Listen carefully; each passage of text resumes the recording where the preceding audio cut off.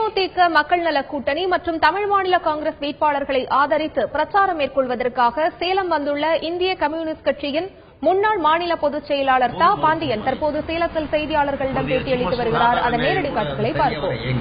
பொது மருத்துவமனை முழுமையாக இயங்கக்கூடிய ஒரு மருத்துவமனை கொண்டு வர வேண்டும். எல்லாவற்றுக்கும் மேலாக சேலம் நகருக்குள்ள ஒரு பெரிய பெருமை இந்த கொலுசு செய்யும் தொழில்.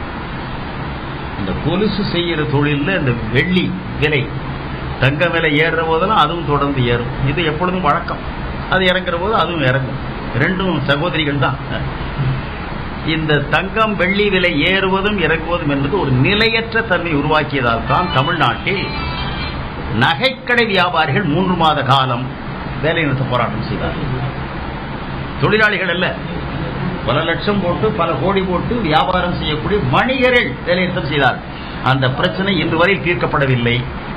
எனவே இந்த வெள்ளியை இறக்குமதி செய்வது, அது தொழில் செய்வோருக்கு நேரடியாக வழங்குவது என்ற ஒரு கொள்கையை மத்திய அரசு கொண்டு வர வேண்டும். இந்த கோரிக்கைகளை வற்புறுத்தி வலியுறுத்தி இதர நல்ல கோரிக்கைகளும் மக்கள் என்னென்ன சொல்கிறார்களோ அவர்களை நிறைவேற்றுவதற்கு மக்களின் தொண்டர்களாக இருந்து மக்கள் சந்திக்கக்கூடிய சேவகர்களாக இருந்து தேர்தலில் வெற்றி பெற்ற பிறகு எங்கள் தோழர்கள் பணிபுரிவார்கள். அதிமுக தேர்தல் அறிக்கையில 100 யூனிட் சொல்லியிருக்காங்க. இப்ப மின் தட்டுப்பாடு வருவோம், மின் உற்பத்திக்கான திட்டங்கள் இல்லை. இந்த இது சாத்தியமாகும். எல்லாவற்றிற்கு மேலாக கடந்த 25 வருடங்களாக அவர்கள்தான் ஆட்சியில் இருந்தார். இவர்களும் சரி அவர்களும் சரி, 2 பேரும் கால் நூற்றாண்டு, 25 வருடம் 25 வருடம். இதுவரையில் ஏன் அதை செய்து முடிக்க முடியவில்லை? எது தடுத்தது? யார் குற்றவாளி? இதுவரை செய்யாத நீங்கள் இனி செய்து முடிப்பேன் என்கிறேன், எவ்வாறு என்பதை விளக்க வேண்டும்.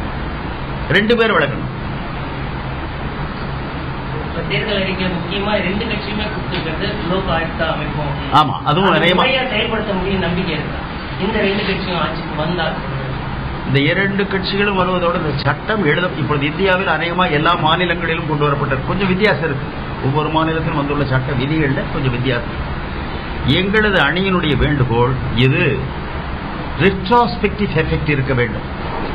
அதாவது இதற்கு முன்பு ஒரு 10 வருடங்களுக்கு முன்னால் 20 வருடங்களுக்கு முன்னால் நடைபெற்ற ஒரு குற்றமாக இருந்தாலும் அதன் வழியில் சட்டத்தை மீறி சேர்க்கப்பட்ட சொத்தாக இருந்தாலும் அதுவும் வழக்கில் பதியப்பட்டு விசாரிக்கப்பட வேண்டும்.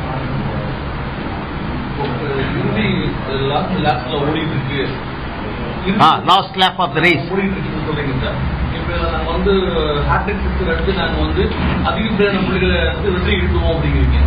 2 மாநில வெளியான ஆளுங்கட்சியோட தேர்தல் அறிக்கை அதற்கு வாய்ப்பே இல்லாதவாறு ஏகப்பட்ட இலவசங்களை அள்ளி தெளித்து இந்த மக்களை ஒரு மனமயக்கத்தை ஏற்படுத்துற வேலையை பண்ணியிருக்காங்க.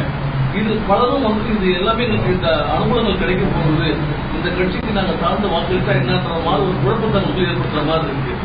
நான் கேட்க வரது என்னன்னு கேட்டீங்கன்னா, வாக்களிக்க பணம் கொடுத்தா அன்பளிப்புன்னு சொல்லி அது தடை செய்யறாங்க. இதையெல்லாம் கொடுத்தோம், இப்ப நீங்க போட்டு கொடுத்து பிறகு கொடுத்துறோங்கிறது ஒரு வகையான லஞ்சம் தானே. லஞ்சம் பல வழிகளில் கொடுக்கலாம். அதுவும் ஆளுங்கட்சியாக இருந்தால் அதிகார பின்பலத்தோடு வழங்கலாம். அந்த முறை இந்தியாவில் தமிழகத்தில் குறிப்பாக பல ஆண்டுகளாக செய்யப்பட்டு வருகிறது. தடுக்க முயற்சித்தான் வருகிறோம். எனவே நாங்கள் மக்களை நோக்கி சொல்கிறோம், அவர்கள்தான் இந்த நோயை தடுப்பதற்கு உதவ வேண்டும். விழிப்போடு இருந்து அந்த ஒரு நாள் அதை தடை செய்து இந்த லஞ்சத்திற்கு ஆளாகாமல் தடுக்க முன்வர வேண்டும்.